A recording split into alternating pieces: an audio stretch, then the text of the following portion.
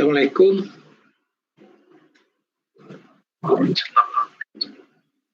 Waalaikumsalam. Waalaikumsalam, Pak. Materinya udah muncul belum ya? Sudah ada, Pak. Oke, hari ini materi yang akan disampaikan mengenai kontrak terintegrasi atau rancang bangun ya. Sebelumnya disampaikan adalah swakolola ya. Nah, jadi ada suatu pilihan ya. Jadi kalau swaklola itu dibatasi dengan yang sederhana gitu ya. Sedangkan kontrak terintegrasi ada satu syarat gitu yang bisa digunakan adalah ada batasan-batasan gitu ya. Ini baik di gedung maupun di infrastruktur ya sudah banyak dilakukan menggunakan kontrak rancang bangun ya atau the design and build. Kita lihat bahwa kalau dibandingkan dengan design build jadi seperti konvensional gitu ya dengan design and build. Jadi ada suatu waktu yang lebih singkat gitu ya. Jadi kalau menggunakan konvensional itu diawali dengan menyusun kerangka acuan kerja ya untuk melakukan tender atau lelang perencanaan ya. Kemudian pemilihan penyedianya konsultan perencana ya. Kemudian ada tahapan prarencana, pengembangan secara rencana detail. Nah, ini satu tahapan ini cukup panjang waktunya ya.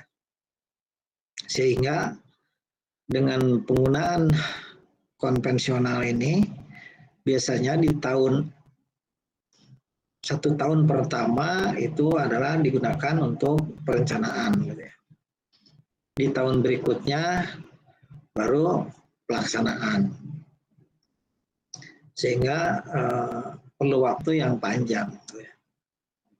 Karena seringkali dilakukan perencanaan dalam 1 tahun anggaran khususnya di pekerjaan-pekerjaan besar itu jadinya tidak cukup waktunya kalau misalnya digunakan pembiayaan 1 tahun anggaran.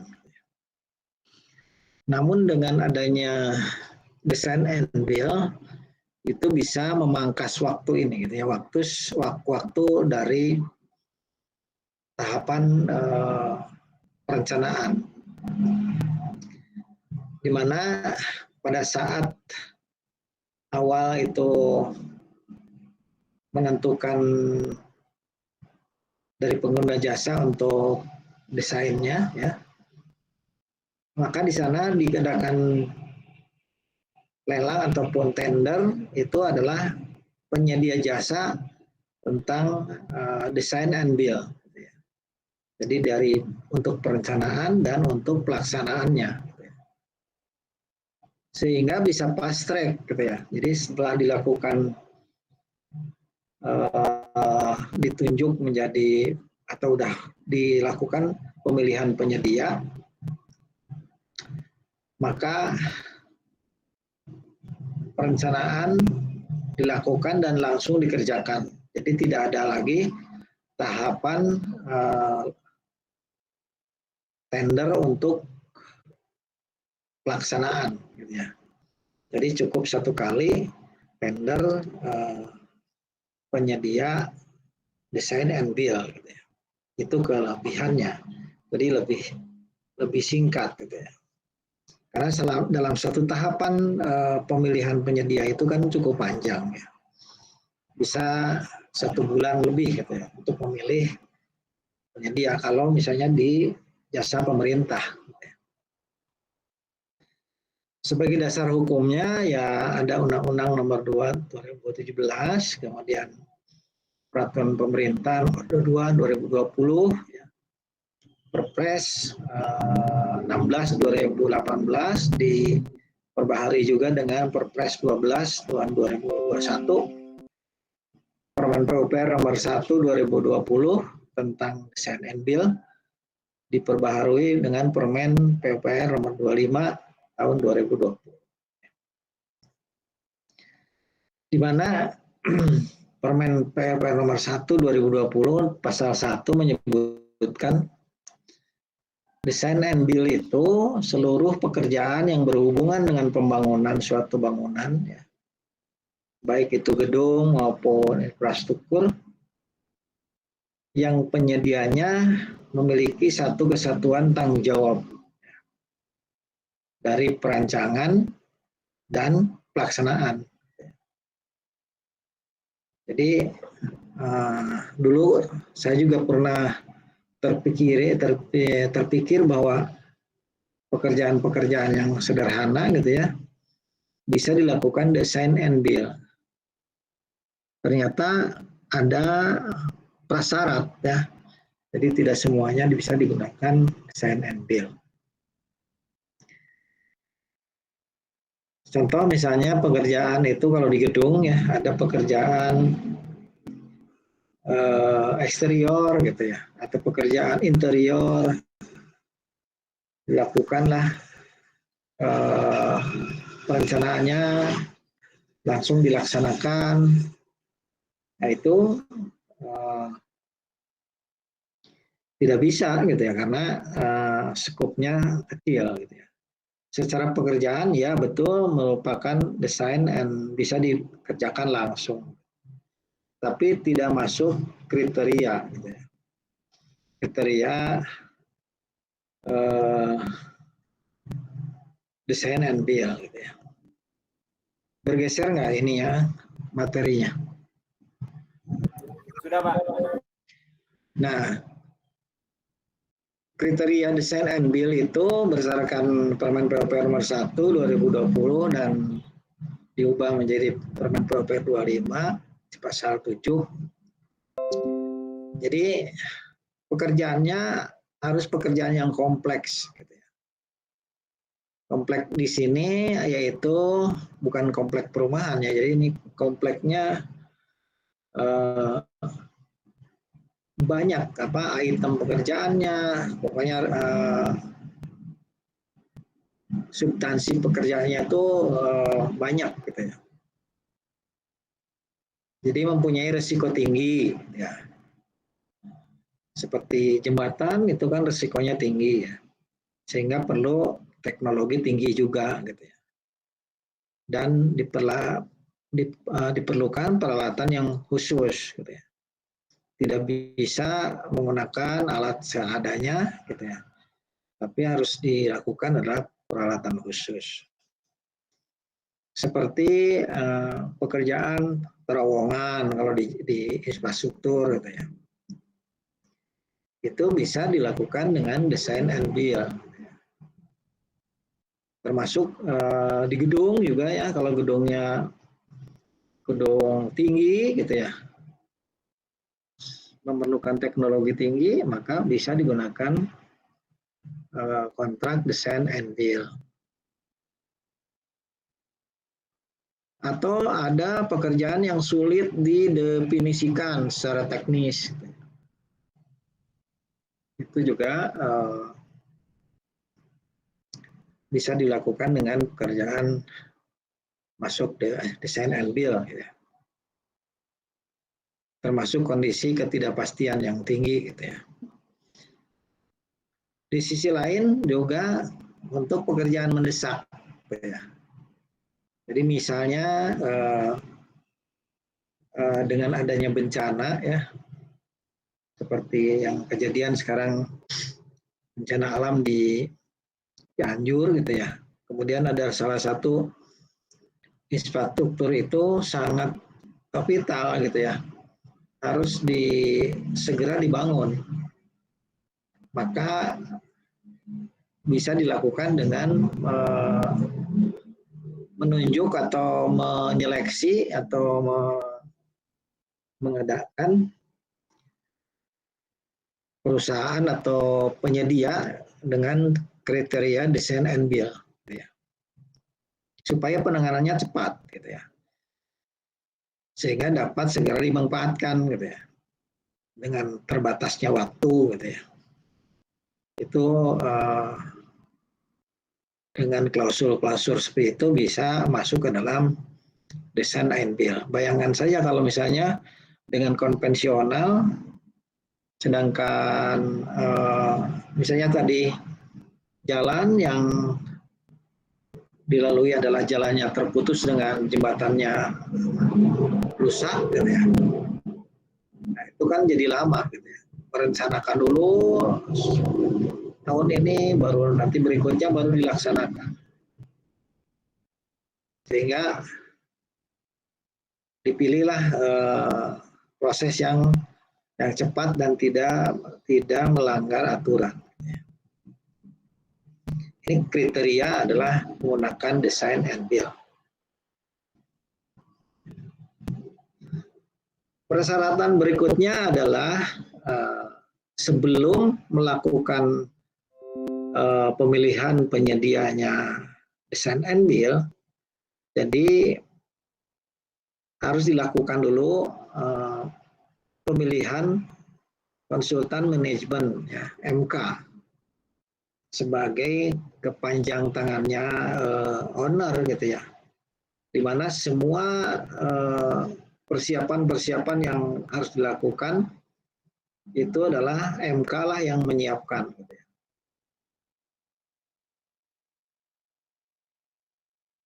Kemudian tersedianya anggaran, ya, jelas itu anggaran dalam untuk melaksanakan design and build ini, sehingga di dalam anggaran itu sudah disediakan baik untuk konsultan MK maupun dengan nanti penyedia design and build, termasuk alokasi waktu yang cukup yang untuk melakukan pemilihan penyedianya, gitu ya, sehingga kan si penyedia juga bisa mempelajari dokumen yang disampaikan oleh konsultan MK untuk mendapatkan penyedia design and build yang ditetapkan oleh PPK, ya, yang dituangkan dalam dokumen pemilihan. Jadi tiga komponen ini sama juga, itu merupakan persyaratan design and build. Di mana tahapan pekerjaan di dalam design and build itu adalah pertama analisa kriteria tadi, gitu ya. Jadi, apakah memang sudah masuk kriteria atau belum, ya?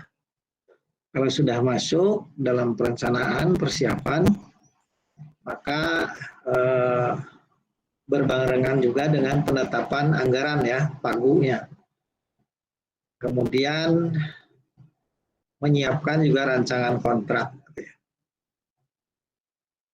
Setelah itu persiapan pemilihan. Pemilihan itu adalah tender, ya, tender dengan penyedia penyusunan dokumen pemilihan oleh Pokja. Dilakukanlah pemilihan dengan proses prakualifikasi, ya, evaluasi harga dan penetapan pemenang sebagai penyedia, gitu ya. Itu tahapannya.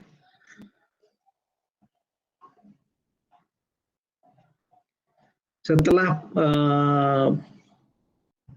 pemilihan atau tender penyedia, ya, maka seperti di kontrak sebelumnya juga disampaikan, ada rapat penunjukan penyedia, ya. Dikeluarkanlah SPPWJ, kemudian ada rapat persiapan kontrak, ya, atau rapat persiapan penandatanganan kontrak RP2K, dan berikutnya tanda tangan kontrak. Kalau tidak ada masalah, nanti selesai dan serah terima pekerjaan. Nah, biasanya kan tetap yang krusial itu adalah setelah penandatangan kontrak sampai dengan serah terima pekerjaan. Kalau di sebelumnya kecil lah, misalnya permasalahannya. Jadi yang bermasalah biasanya adalah di pelaksanaan. Persyaratannya untuk peserta ya, untuk penyedia ya jelas lah, ada perusahaan itu berbadan hukum ya, lengkap, ada akte pendiriannya, ada izin usaha jasa konstruksinya, memiliki sertifikat badan usaha SPU ya, khusus untuk kualifikasi besar ya. Karena untuk desain and build ini di atas 100 miliar lah gitu ya. Memiliki perjanjian KSO bila mana perusahaan itu ada beberapa perusahaan yang bergabung gitu ya. Jadi kerjasama operasi. Kemudian memiliki kemampuan dasar dalam pekerjaan konstruksi, ini dihitung ya. Jadi kemampuannya berapa paket di dalam pengerjaan. Jadi kalau nggak dinilai, jangan-jangan nanti overload pekerjaannya, gitu ya. Jadi di sini dinilai kemampuan dasar dari pekerjaan konstruksi. Memiliki sisa kemampuan nyata minimal 10% dari pagu. Jadi dia punya anggaran atau punya modal gitu. Jadi minimal 10% dari pagu pekerjaannya ya. Tidak dalam pengawasan pengadilan ya. Jadi perusahaannya tuh tidak pilot ya. Udah jelas udah diseleksi ya. Termasuk personil atau direksi dari perusahaan tersebut tidak termasuk dalam masa pidana. Sudah memenuhi kewajiban pajak ya di tahun terakhir, kapasitas hukum untuk menandatangani kontrak juga jelas gitu ya. Yang boleh tanda tangan kontrak itu adalah semua pimpinan yang ada di dalam struktur organisasi yang dikeluarkan oleh notaris ya gitu ya, di akte perusahaan. Tidak masuk dalam daftar hitam ya. Tidak masuk dalam daftar hitam. Persyaratan teknisnya untuk mengeksekusi tender, itu dari mulai jangka waktu pelaksanaan. Jadi secara jadwal memenuhi persyaratan, kemudian dia mempunyai proposal rancangan ya, memasukkan proposal rancangan, termasuk metode ya, metode pelaksanaan atau uraian pelaksanaan konstruksi pekerjaan. Juga mempunyai organisasi pelaksanaan ya. Siapa bertanggung jawab di lapangan, siapa bertanggung jawab di secara manajerial, paling puncak pimpinan gitu ya. Jadi ada organisasi pelaksanaan. Ada manajemen pelaksanaan juga gitu ya. Di mana mengatur manajemen itu bisa ada manajemen lapangan gitu ya. Untuk mengatur sumber daya yang akan digunakan di lapangan. Termasuk ada perkiraan arus kas gitu ya. Di mana tadi disyaratkan bahwa harus punya modal itu untuk menjaga tidak terjadinya keterlambatan gitu ya. Udah jelas juga ada daftar personil ya, daftar peralatan utama yang dimintakan,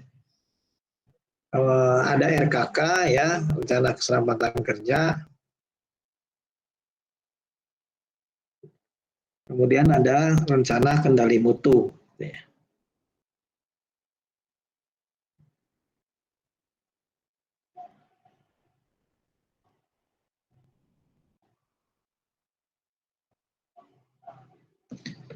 Selanjutnya ada beberapa hal dalam bahasan tentang kontrak pekerjaan konstruksi terintegrasi. Jadi mulai dari administrasi teknis, ya, kemudian ada administrasi kontrak, kemudian ada pengendalian kontrak, pengendalian pelaksanaan sistem kontrak.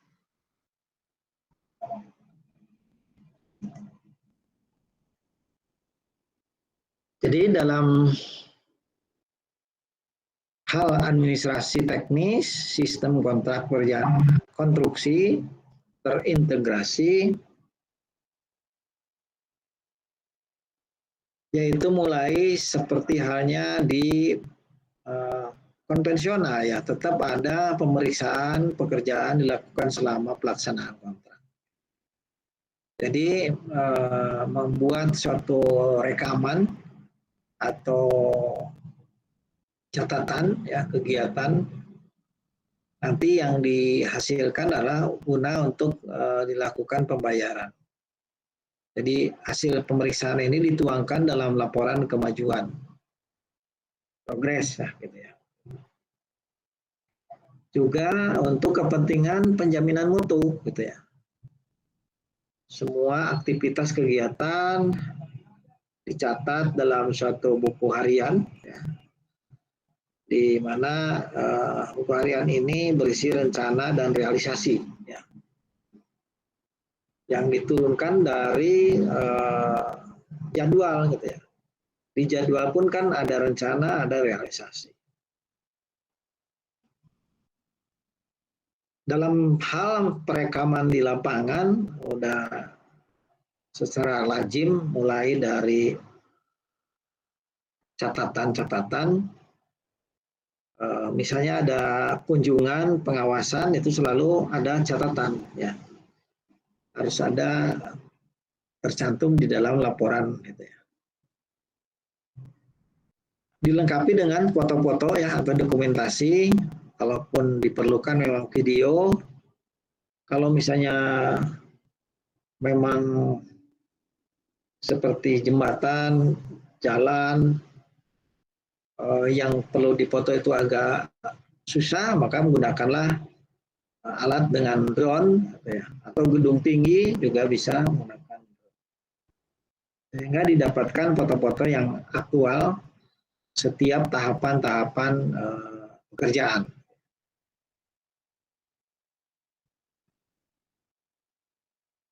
Kemudian dokumen ini merupakan dokumen, kalau gedung pemerintah, ya, jadi merupakan dokumen sepenuhnya hak milik PPK atau hak milik pemerintah yang diwakili oleh yang menandatangani, yaitu PPK. Kenapa seperti itu? Seperti halnya ada yang mengikuti praktek lapangan atau PKL, pada saat meminta data kesulitan, ada juga, ya, karena PPK tidak mengizinkan bahwa dokumen itu dipinjamkan atau disebarluaskan keluar, gitu ya. Karena merupakan dokumen penting. Tapi ada juga yang secara administrasi tercatat dan dibolehkan dipakai sebagai untuk sarana pendidikan, misalnya. Itu karena merupakan dokumen sebagai dokumen pemerintah atau negara, lah, gitu ya.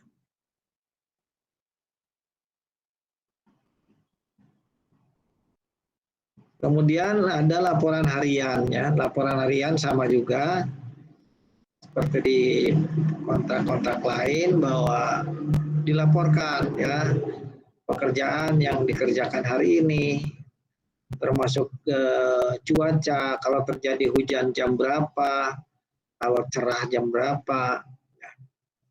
Atau ada kejadian apa dicatat di dalam laporan harian. Ya. Alat-alat, material yang masuk, material yang digunakan, ini merupakan laporan harian. Dan ditandatangani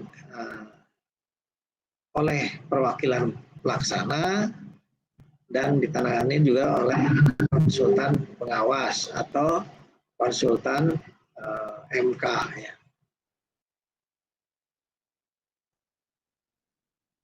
Dari laporan harian tadi dirangkum ya jelas-jelas masuk ke dalam laporan mingguan. Gitu ya. Jadi setiap minggu dicatat kemajuannya atau progresnya dan hal-hal yang penting dibuat catatan. Di dalam laporan ini mesti ada kuantitasnya ya atau volume dan bobotnya masing-masing pekerjaan. Yang kumulatif dari minggu lalu, minggu ini dan seterusnya gitu ya. Sehingga secara total nanti begitu selesai itu adalah bobotnya adalah 100%.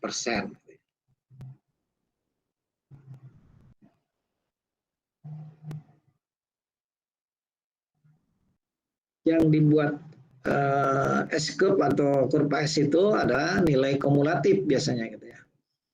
Untuk melihat apakah terjadi keterlambatan atau lebih cepat, nah itu hasil dengan kumulatif yang dicapai di lapangan.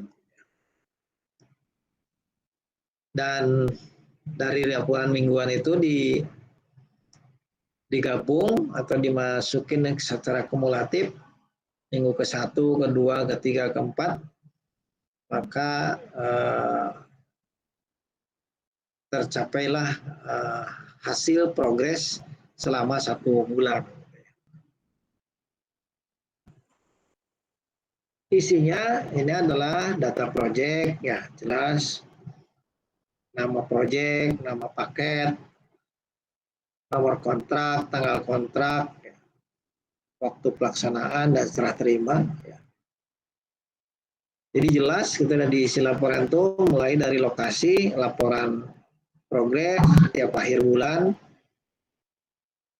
daftar staf juga dilaporkan untuk mengetahui apakah ada penggantian atau tidak ya untuk staf yang dilaksanakan di lapangan, termasuk alat ya, alat yang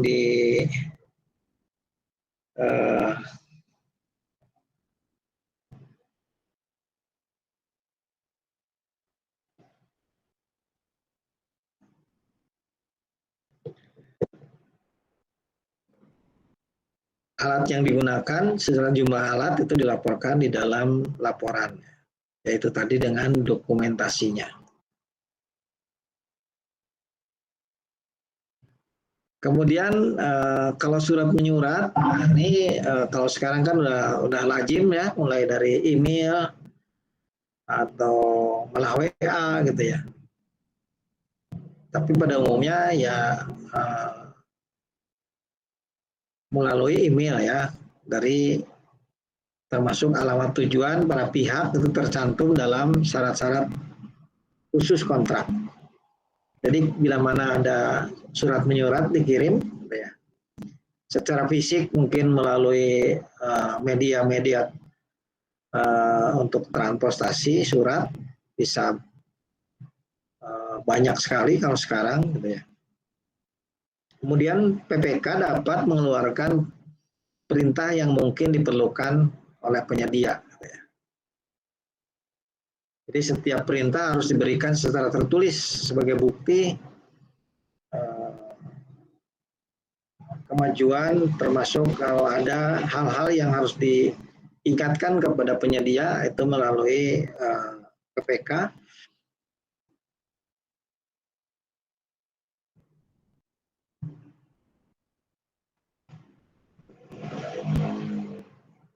Jadi semua dokumen penyedia sepenuhnya merupakan hak milik PPK ya. Kembali lagi kalau di pemerintah itu seperti itu gitu ya. Merupakan dokumen negara sehingga perlu dijaga. Dokumen ini selama proyek berlangsung sampai dengan paling pendek itu dokumen harus bertahan sampai dengan 2 tahun ya. Karena biasanya ada masih hal-hal yang perlu dilihat dari dokumen setelah selesai masa kontrak. Jadi sering terjadi ada masalah di dalam bangunan itu tidak ada dokumen ya. Nah, kalau di swasta itu biasanya karena permasalahannya misalnya bangunan itu belum dibayar secara 100%. Sehingga dokumen-dokumen yang dipegang oleh penyedia dia tahan gitu ya, tidak diberikan kepada pengguna.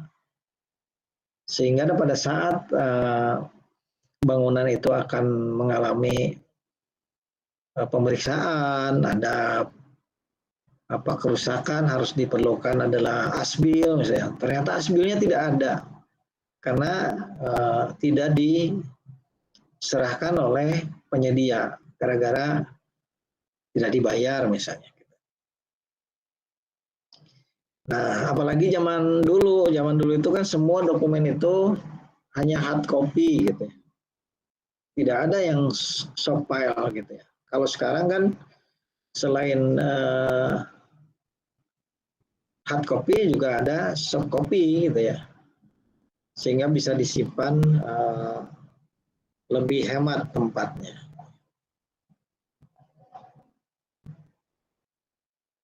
Dokumen yang ada di dalam penyedia ini sesuai dengan yang tadi disampaikan di dalam persyaratan ya. Dari mulai jadwal ya sampai dengan rencana kendali mutu ya. Ini semua dokumen ini ada di penyedia gitu ya.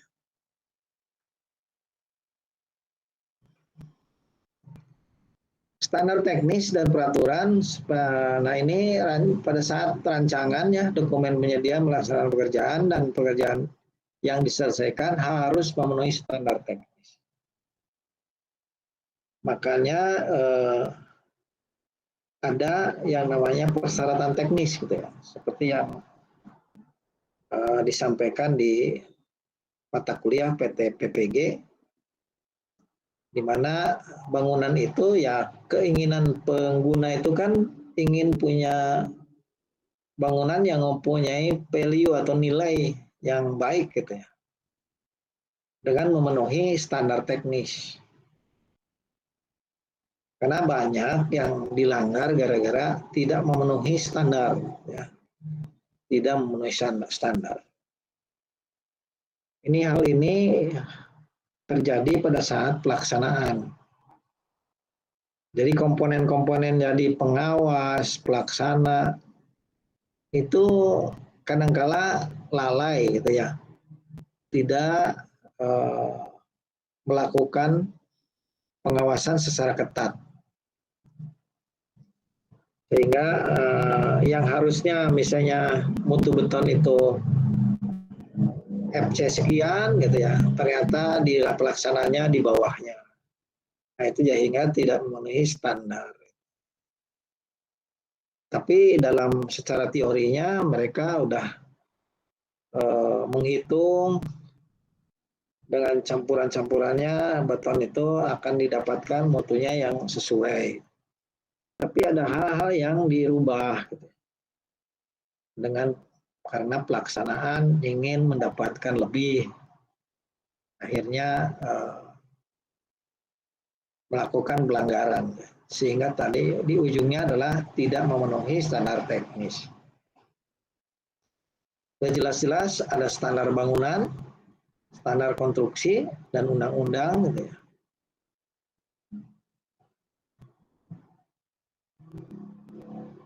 Kemudian ada rujukan dalam kontrak, terhadap standar yang dipublikasikan haruslah dipahami sebagai rujukan edisi terakhir yang berlaku. Jadi contoh kalau di dalam peraturan seperti tadi ada Permen PUPR nomor sebelumnya, kemudian diterbitkan sudah ada perbaharuan.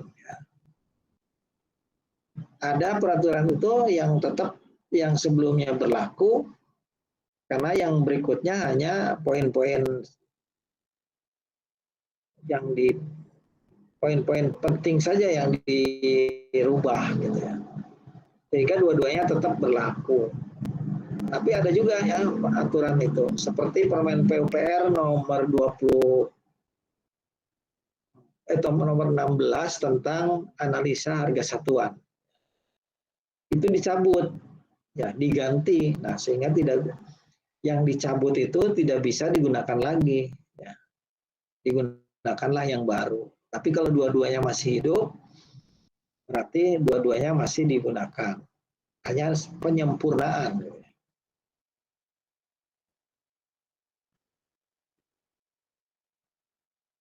Apabila perubahan atau standar baru diperlakukan, penyedia harus menyampaikan pemberitahuan kepada PPK apabila memungkinkan mengajukan usulan sebagai pemenuhan ketentuan.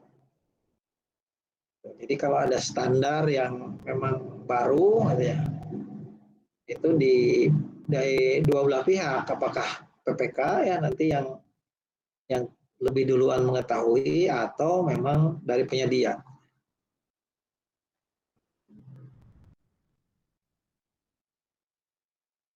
Yang kedua, administrasi kontrak. Ya, tadi administrasi teknis.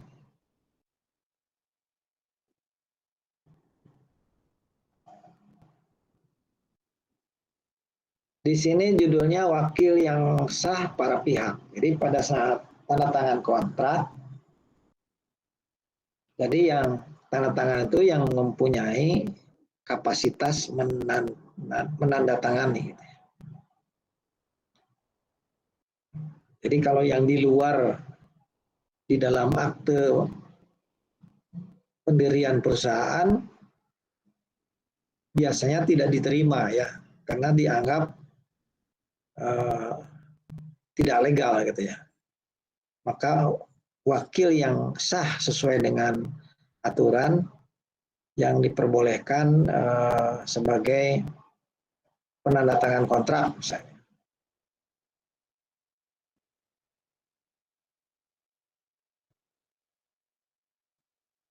Jadi setelah dipelajari, dilihat oleh PPK bahwa penyedia hanya dapat dilakukan atau dibuat oleh pejabat yang ditunjuk sebagai wakil yang sah di para pihak. Di dalam kontrak, pokoknya yang pihak pertama atau pihak ke-1, pihak kedua, semuanya biasanya mempunyai surat tugas ya. Kalau PPK jelas-jelas surat tugasnya dikeluarkan oleh pimpinan ya, atau dari kementerian. Untuk penyedia biasanya dari puncak pimpinannya.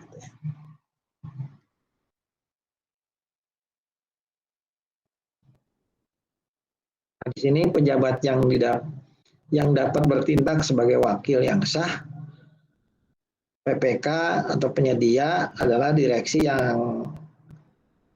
lapangan atau setara, manajer proyek, dan dicantumkan dalam syarat-syarat khusus kontrak. Jadi para pihaknya disebutkan. Nah, di dalam kontrak design and build dilarang untuk mengalihkan sebagian atau seluruh kontrak kepada yang lain, gitu ya. Di konvensional biasanya suka dipindah tangankan. Jadi di sini tidak boleh.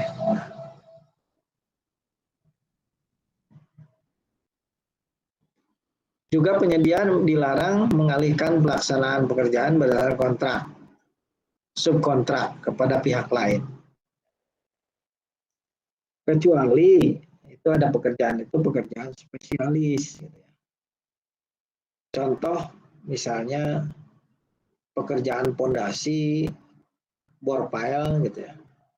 Pekerjaan pondasi tiang pancang atau pembuatan balok girder itu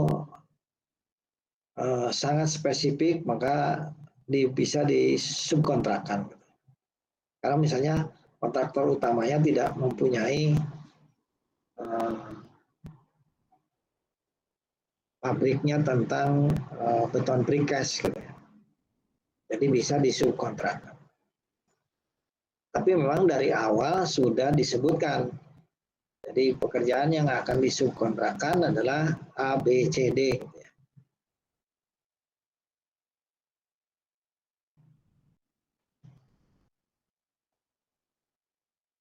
Jadi di sini disebutkan juga dokumen penawaran setelah mendapat persetujuan dari PPK, kemudian penyedia tetap bertanggung jawab atas bagian pekerjaan yang disubkontrakkan. Jadi yang telah ditetapkan sebagaimana tercantum dalam dokumen penawaran dikerjakan sebenarnya oleh penyedia utama, gitu ya. Namun sudah dipisahkan, ada yang boleh disubkontrakkan, yang berkontrak dengan penyedia utamanya. Untuk kontraknya sama, jadi tinggal dipilih gitu ya. Apakah bentuknya harga satuan atau unit price, apakah lump sum atau gabungan. Pada umumnya sampai dengan D ya, jadi E-nya adalah lebih ke barang gitu ya. Jadi sama ya dengan kontraknya design and build, di dalamnya secara jenis kontraknya dipilih dengan 4 pilihan ini gitu ya. Lump sum, harga satuan, gabungan, sama turnkey gitu ya. Karena yang sekali lagi yang kontrak payung lebih banyaknya di barang lah gitu ya.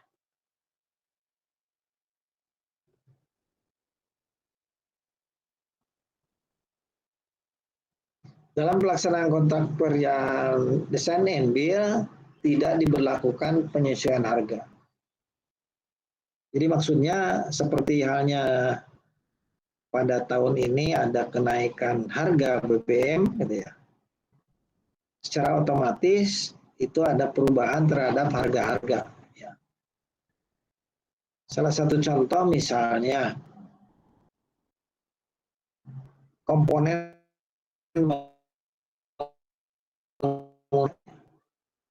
nah ini di dalam desain and build itu tidak bisa menyesuaikan kecuali memang pimpinan itu memberikan kebijakan. Jadi dihitung secara cermat dengan kenaikan ini berapa sih kenaikan penambahannya gitu ya. Salah satu contoh yang naik adalah BBM, tapi berpengaruh terhadap beberapa macam material bangunan. Ya. Mulai dari besi, semen, dan material-material pabrikan lainnya itu naik gitu ya. Maka dihitunglah ada penyesuaian harga kenaikan.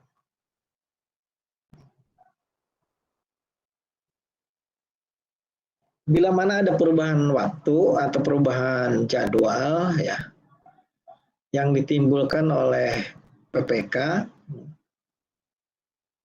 itu boleh ya, boleh dengan dilakukan pertemuan dulu gitu ya. Termasuk ada perubahan ketentuan oleh pengguna jasa gitu ya. Juga keterlambatan disebabkan oleh PPK. Jadi salah satu contoh misalnya PPK merubah ada material yang keinginan dari ownernya komponen bangunnya diganti gitu ya. Sehingga dengan digantinya komponen bangunan itu memerlukan waktu, tambahan waktu ya. Namun misalnya PPK tidak mengizinkan, maka tidak terjadi perubahan.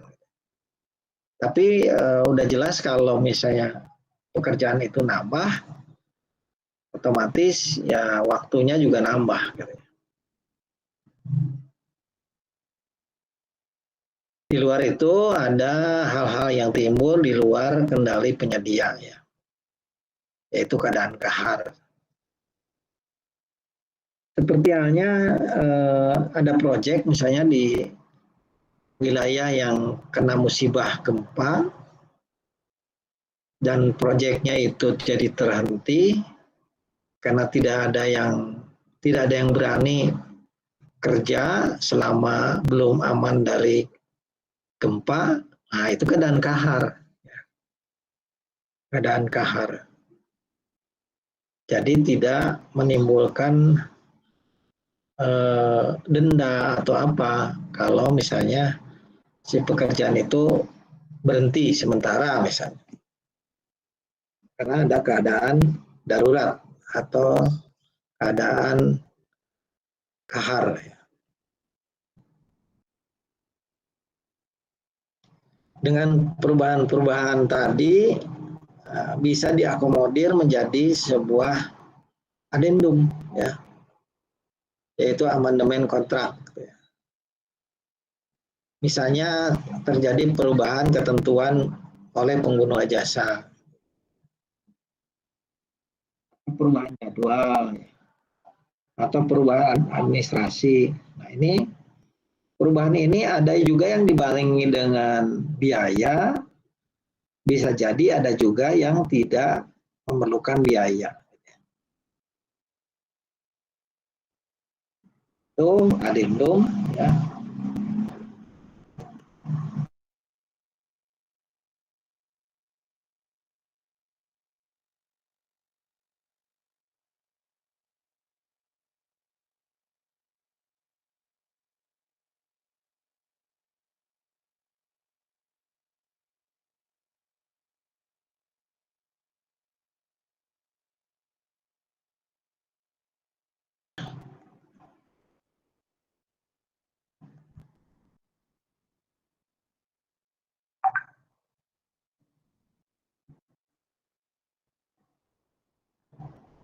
Kita lanjutkan, yaitu perubahan kalau terjadi hal-hal yang tadi disampaikan bahwa terjadi ada perubahan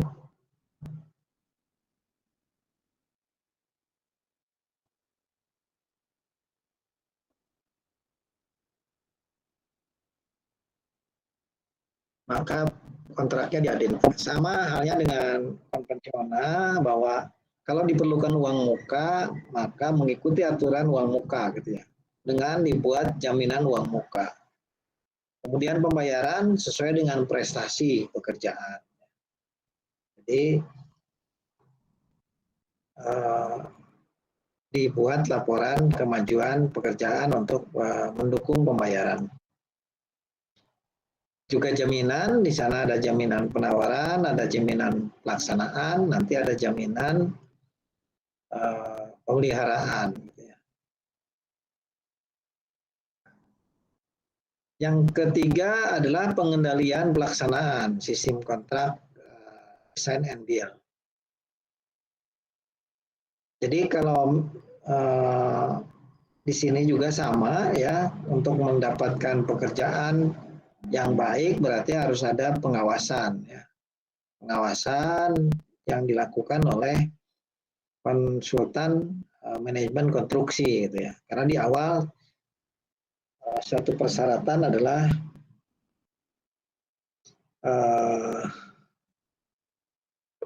harus ada konsultan MK ya.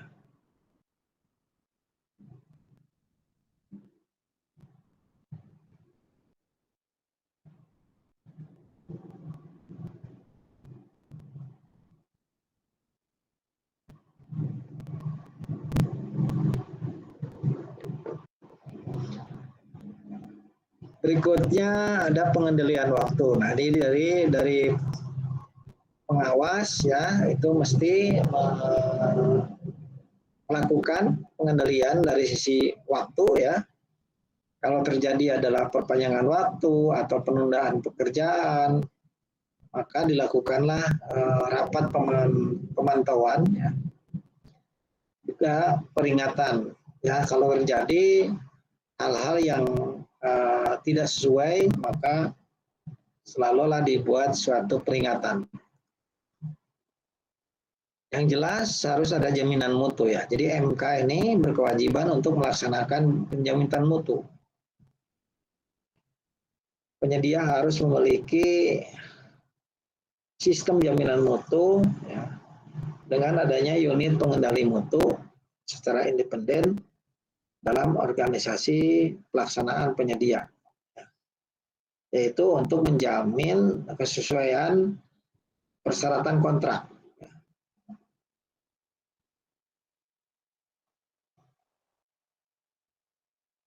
Dan harus dilakukan ada pengujian-pengujian gitu ya.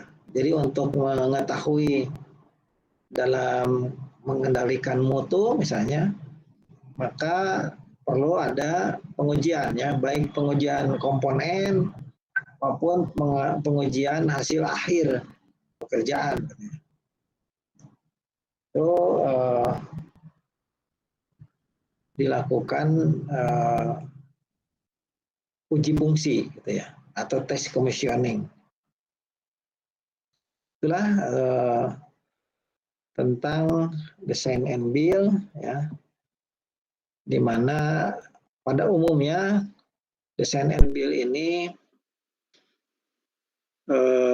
dilakukan yang lebih banyak adalah di infrastruktur ya. Karena lebih tepat gitu untuk dilakukan. Tapi ya itu tadi dengan masuk kriteria yang dipersyaratkan. Oke, saya buka pertanyaan. Silakan yang bertanya.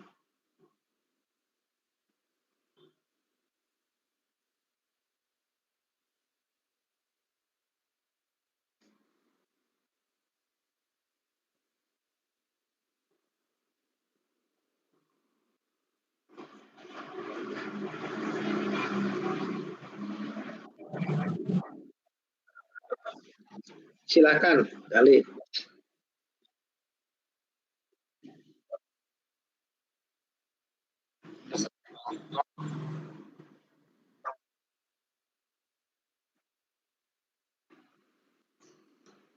Perusahaannya, kelompoknya masuk ke kelompok perusahaan besar ya.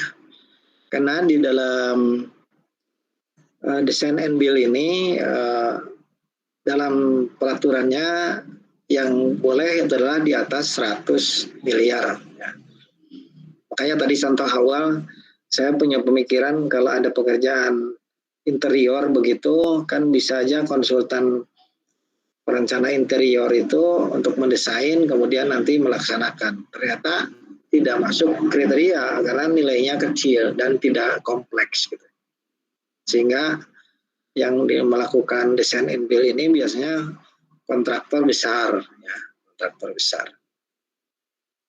Jadi pemilihannya ya ada di daftar nama perusahaan yang udah modalnya dia kategori besar itu PT ya, dia jelas PT. BUMN juga bisa gitu ya, ataupun di luar BUMN yang masuk kategori perusahaan besar gitu ya. Seperti itu. Jadi karena nilai kontraknya yang di atas 100 miliar gitu ya.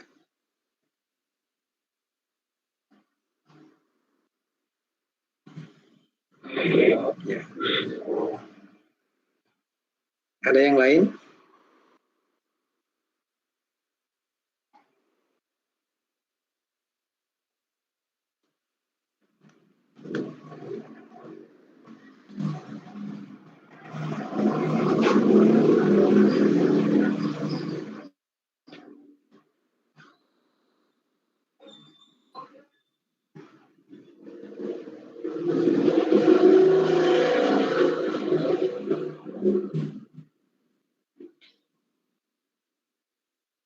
mohon untuk penanggung jawab dua kelas ini, yang kelas TPPG dan TPJJ, mengirimkan daftar hadir ya, karena saya diminta laporan daftar hadir, lupa kalau biasanya. Karena yang di link itu saya nggak bisa buka tuh ya, yang ada di Kimit tuh yang untuk mahasiswa. Baik, Pak. Oke. Oke, saya buka lagi pertanyaannya. Siapa yang mau bertanya?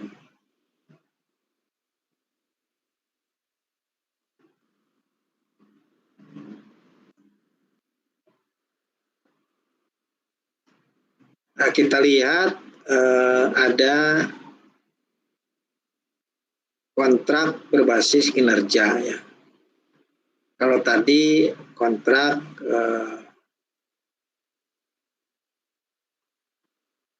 design and build atau yang dilakukan mulai dari perencanaan sampai dengan pelaksanaan. Nah, kalau di sini adalah performance based contract. Ya.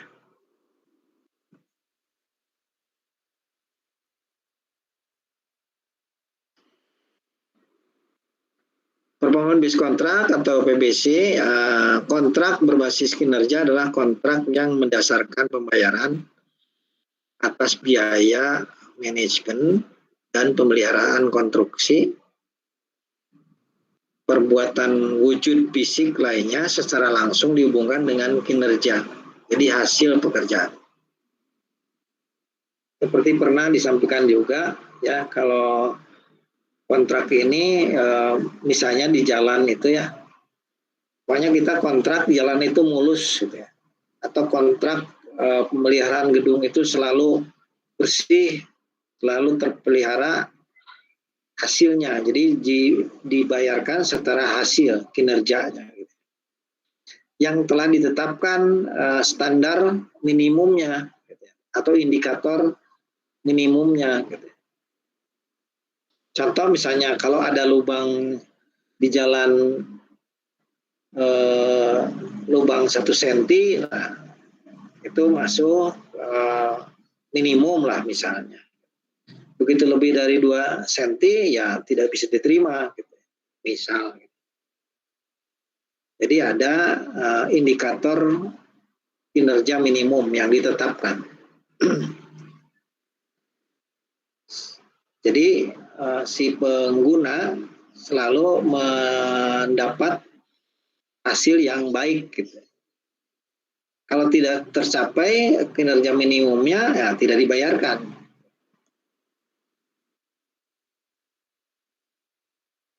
Jadi metode kontrak yang berbeda dengan metode kontrak tradisional atau konvensional, di mana pembayaran kepada kontraktor pelaksana didasarkan atas kinerja yang dicapai.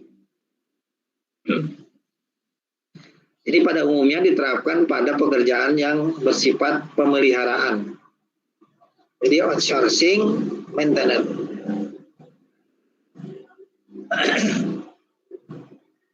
Kontrak berbasis kinerja juga dapat didefinisikan sebagai produk akhir dari pekerjaan konstruksi yang pencapaiannya sepenuhnya ditentukan oleh kontraktor. Jadi kontraktor sendiri yang membuat inovasi-inovasi dalam melakukan pemeliharaan atau maintenance. Karena bila mana hasilnya tidak tercapai, ya rugi ya, kontraktor rugi, tidak dibayar. Makanya kontraktor sendiri yang menentukan bagaimana pencapaian untuk mendapatkan kinerja yang baik. Gitu. Jadi di dalam dokumen spesifikasinya ada indikator-indikator standar minimum, ada yang harus dikerjakan. Nah, di sini sebagai latar belakang pada umumnya karena sering dilakukan adalah di infrastruktur jalan atau prasarana jalan. Jadi merupakan salah satu fasilitas infrastruktur yang paling strategis ya. Maka untuk mempertahankan kinerjanya, jalan itu dikelola dengan sedemikian rupa sehingga kondisinya dapat terpilih dengan baik, maksimal. Itu yang sering digunakan. Kontrak ini pertama kali dulu diuji coba di jalur Jalan Pantura ya. Jadi dalam jalur Pantura itu kan cukup panjang, jadi dalam sekian kilometer digunakanlah kontrak ini dan berhasil gitu ya. Terus dikembangkan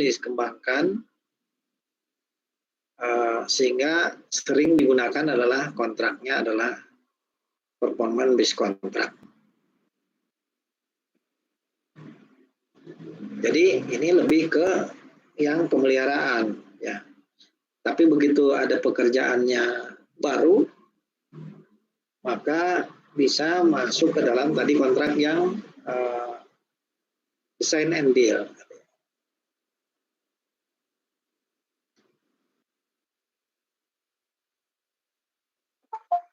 Tujuan satu yang pertama ya, adapun tujuan dari penerapan kontrak ini ya adalah untuk membangun suatu kondisi yang mendorong penyedia sadar akan mutu ya. Seperti tadi ya, jadi inovasi itu yang dikembangkan adalah di pihak penyedia gitu ya. Karena begitu hasil pekerjaannya tidak diterima merupakan kegagalan kontraktor. Disinilah terus baik dia meneliti tentang materialnya, ya, kemudian membuat inovasi metode pelaksanaannya dan sebagainya adalah di sisi penyedia atau kontraktor, gitu ya.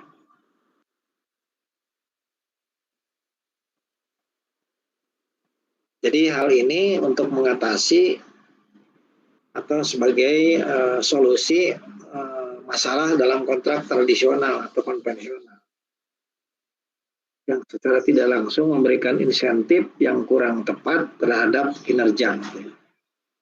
Kan di tradisional itu bisa jadi pekerjaannya belum memenuhi persyaratan juga dibayarkan. Yang penting selesai. Tapi begitu di kontrak performance based kontrak harus hasilnya adalah sesuai dengan standar minimal. Contoh di dalam kontrak tradisional konvensional pekerjaan jalan, kontraktor berusaha melakukan yang volume pekerjaannya sebanyak-banyaknya karena untuk mendapatkan keuntungan yang sebesar-besar. Karena pembayarannya berdasarkan volume ya. Dengan kontrak yang demikian banyak yang pihak menilai bahwa kualitas hasil pekerjaan seringkali tidak sebanding dengan biaya yang dikeluarkan. Maka dipilihlah dengan cara performance based contract ini.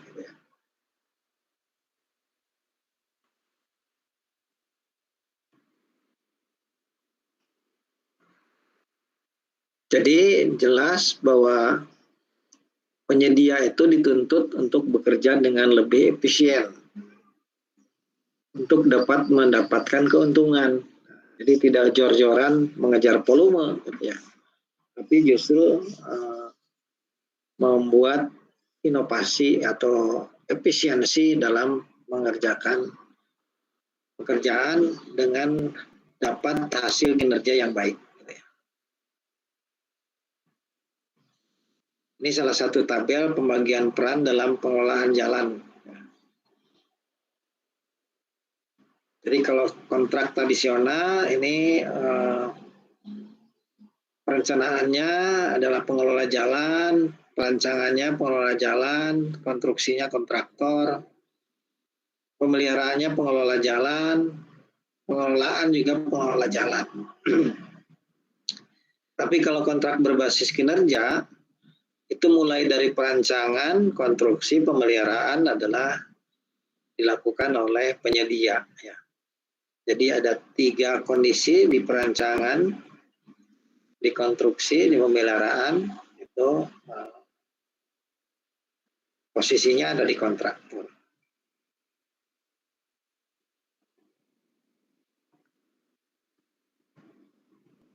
Prinsip ya, performance based contract merupakan integrasi dari 3 proses, yaitu desain, pelaksanaan, pemeliharaan.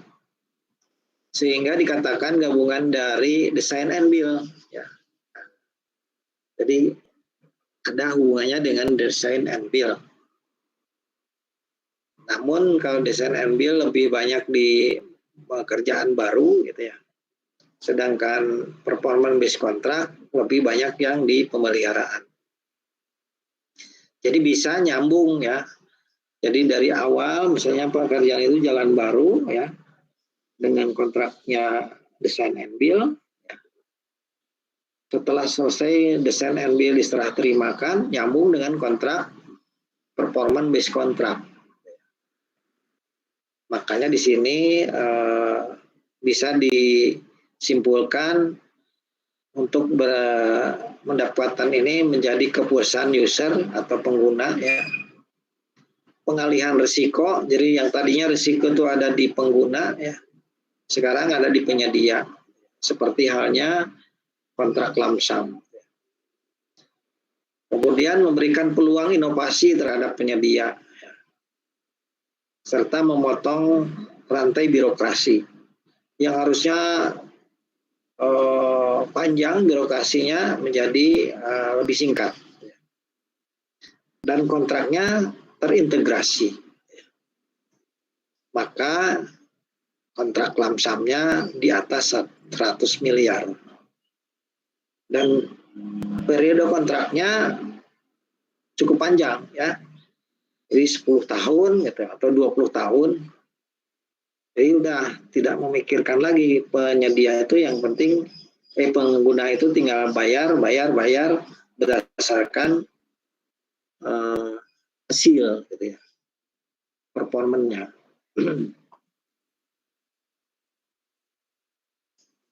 Dengan syarat ya, kontrak ini adalah menentukan spesifikasi yang baik ya. Jadi di awal dalam perencanaan awalnya spesifikasi ini harus tertuang dengan sesuai dengan yang diinginkan ya, termasuk teknologi, bahan baku ya, jumlah bahan baku yang diperlukan, jadwal pelaksanaan serta pembayaran. Ya. Jadi dengan performance based contract ini pemilik proyek tidak secara rinci menentukan metode ya, karena metodenya dikembangkan oleh penyedia ya. Hanya si pemilik itu atau pengguna itu menetapkan indikator kinerja yang minimum tadi.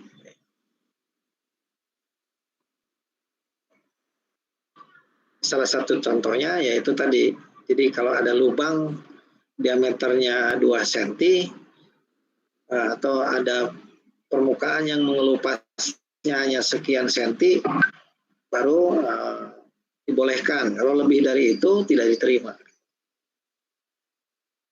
Dengan hal-hal lain kalau di jalan bangunan gedung gitu ya, juga penentuan indikator ini yang diperlukan lebih awal. Jadi lingkup pekerjaan dalam performance based contract ada pemeliharaan dan prakonstruksi, ada perencanaan teknis, ada pekerjaan konstruksi, ada layanan pemeliharaan. Mana semuanya harus sesuai dengan indikator kinerja dalam kontrak. Ini salah satu contoh distribusi pekerjaan konstruksi itu yang lebih besar ya. Jadi kalau dalam layanan pemeliharaannya dia lebih rendah karena di sini dituntut mutu yang baik gitu ya. Dia akan landai terus sepanjang ini tidak terjadi lonjakan kerusakan yang tinggi. Kemudian masa ya, waktu layanan. Jadi masa desain dan konstruksi di sini. Kemudian masa pemeliharaan dan berakhir kontrak di sini.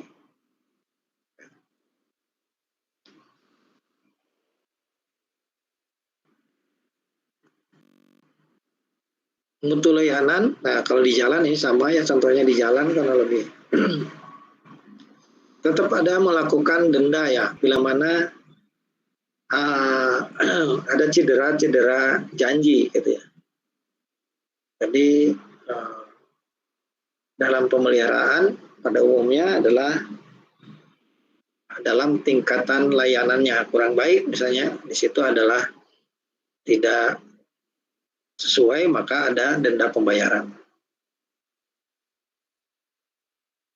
Jadi keuntungannya ada penghematan biaya dalam pengelolaan pemeliharaan proyek sehingga membuka peluang meningkatkan keuntungan bagi penyedia.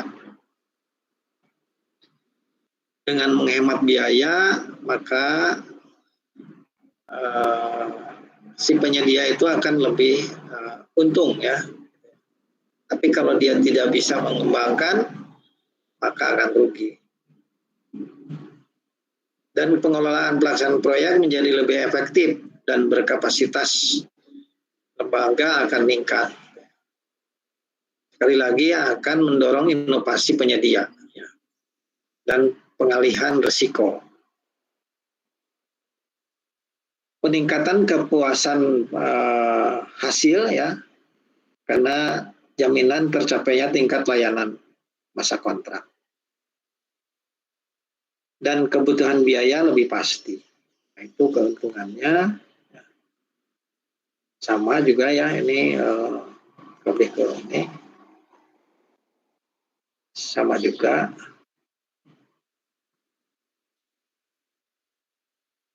Ini kendala. Jadi alokasi risiko pemilik pekerjaan dan penyedia jasa, risikonya ditanggung oleh penyedia jasa. Yang seharusnya ditanggung oleh pemilik juga, gitu ya. Kalau memang ada terjadi kondisi harga penawaran lelang atau mundurnya penyedia karena pemberi modalnya tidak siap memberikan modal gitu ya. Jadi ada beberapa resiko yang memang harusnya ditanggung oleh kedua belah pihak gitu ya. Tapi mungkin itu tergantung kesepakatan. Kemudian risiko yang belum teridentifikasi dalam tahap perencanaan yang dapat berakibat mundurnya penyedia jasa.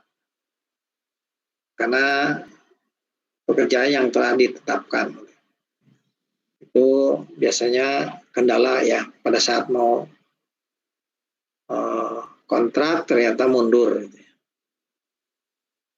Itulah mungkin untuk kontrak berbasis kinerjanya.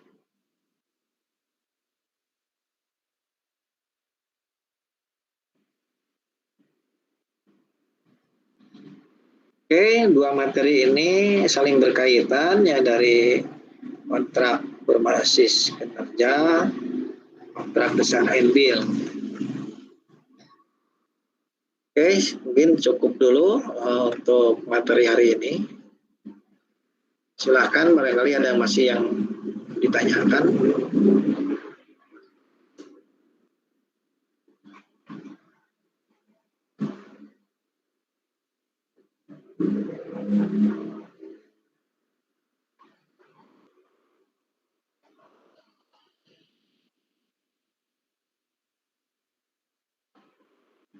Kalau tidak ada, cukup dulu pertemuan hari ini. Nanti materi saya kirimkan. Ya.